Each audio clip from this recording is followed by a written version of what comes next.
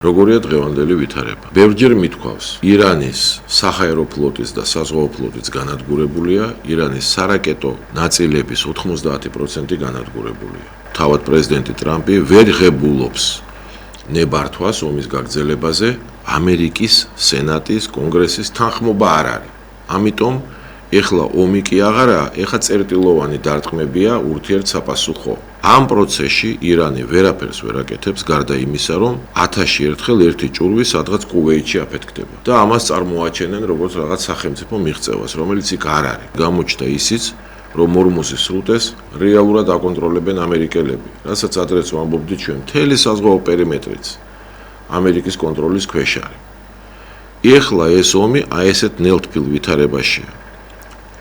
ირანის ლიდერი მამაც მოკლულია და შვილიც მოკლულია. ახლა გამოყავთ შვილი ასპარეზზე.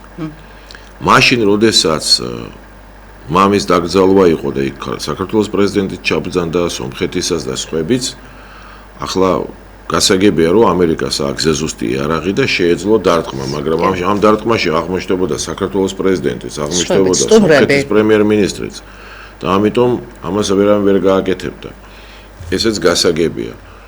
ჯერჯერობით აი ეს ვითარება ამ დროს გრძელდება ამერიკის სამხედრო ძალების მოზღვავება და კონცენტრაცია იმ რეგიონში.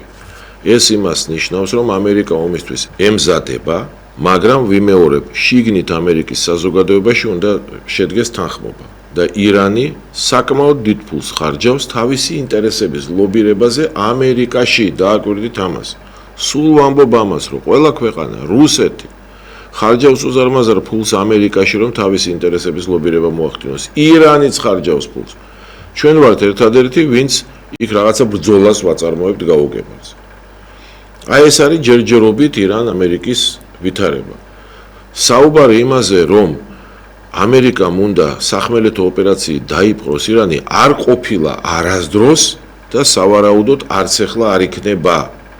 ეს არ არის რა მიზნებიც ქონდა ამერიკას, მინიმალური მიზნები ყველა მინიმუმზე მეტია მიღწეული. მინიმუმზე მეტი. მაქსიმალური მიზნები არაა მიღწეული, მაგრამ მინიმუმზე ბევრად მეტია მიღწეული. ეხლა ეს ვითარება რაც არის, აი ამის შენარჩუნება ყველანაირად აწყობს ამერიკასაც და სხვათა შორის რუსეთსაც. აი ამ ორ ქვეყანას აწყობს ამ ვითარების შენარჩუნება და არანაირად არ აწყობს ირანს. ირანს უბრალოდ სხვა გამოსავალი არ აქვს. საუბარი იმაზე, რომ ირანმა რაღაცა მოიგო, ეს უბრალოდ ბოდვაა. აი უბრალოდ ბოდვაა.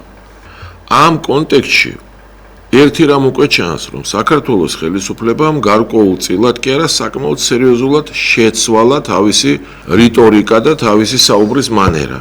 თუ აქამდე საქართველოს ხელისუფლება რეალურად პროირანულ პოზიციას იცავდა და მუდმივად ლანძღავდა ამერიკას და ისრაელს, ეხლა ეს შემცირდა, ხედავენ, რომ იქ დამარცხდა ირანი და ეხლა აღარც ირანზე ლაპარაკობენ ბევრს და აღარც იმათ ლანძღავენ ისე, როგორც ადრე ლანძღავდნენ, მეტიც ახლა სულ ახალი წინადადებებით გამოდიან.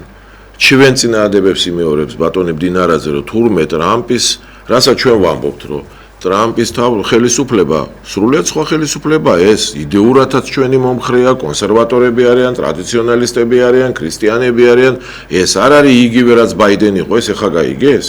მას მერე რაც ირანმა ვერაფერი ვერ გააკეთა და სრული განადგურების პირას არის, ეხლა მიხვდნენ ამას, მაგრამ კარგია რომ მიხვდნენ, მადლობა ღმერთს რომ მიხვდნენ და რაღაცა შეცვალეს და მომხრეებიც მათი ინტერნეტ ქსელში უკვე ასე აშკარად აღარ ლანძღავენ ამერიკის შეერთებულ შტატებს და ისრაელს. ესე იგი რაღაცა გონივრულისკენ წავედით ჩვენ, მადლობა ღმერთს. და კარგია რომ გონივრულობისკენ წავიდნენ, იმიტომ რომ აქამდე რასაც აკეთებდა კობახიძის მთავრობა, იყო ის რომ მთელ სოფლიოსთან იჩხუბა, მთელ სოფლიოსთან და მხოლოდ ერთი მოკავშირე ყავდა ირანი. აღარ ვლაპარაკობ რომ ქვეყნის შიგნით ყველა პოლიტიკურ ძალასთან იომა და იჩხუბა. და ეგება ეხლა გონს მოეგონ და რაღაცა შეიცვალოს.